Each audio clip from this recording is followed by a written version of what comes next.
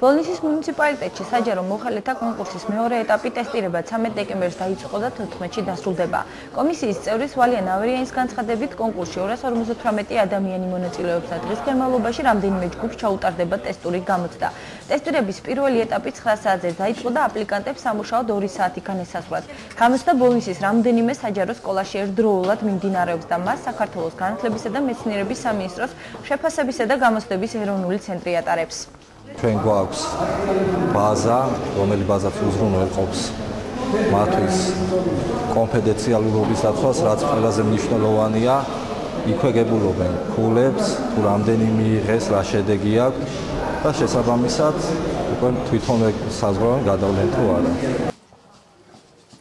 ტესტირება სულ 60 კითხვისგან შედგება, თუმცა აპლიკანტს ბარიერის გადასალახად მინიმუმ 60-დან 33 სწორი პასუხი სჭირდება. გამოცდიდან გამოსულთა უმეტესობა საკითხებს საშუალო სირთულე დაფასებს. ბოლნისში აზერბაიჯანელ კონკურსანტებს საშუალება ჰქონდათ საკუთარ ენაზე გაევლოთ ტესტირება. აზერბაიჯანელი იყო, კარგად იყო რა.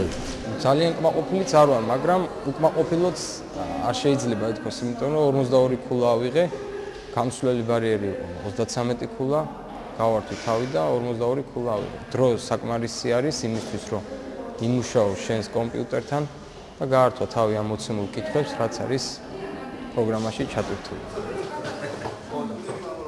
ტესტი მოიცავს 45 ტესტურ დავალებას საქართველოს კანონმდებლობიდან და 15 ტესტურ დავალებას უნარჩვევების ნაწილიდან. ტესტზე მუშაობის დასრულების შემდეგ პროგრამა ავტომატურად დაითვლის სწორი და არასწორი პასუხების რაოდენობას და მონაწილეს საკუთარი შედეგის ნახვა ადგილზე მომენტარულად შეეძლება. ტესტირების შემდეგი ეტაპი კი გასაუბრება იქნება და ამ ეტაპზე გადავა ის კონკურსანტი, რომელიც 60-დან 33 კითხვას სწორ პასუხს გასცემს.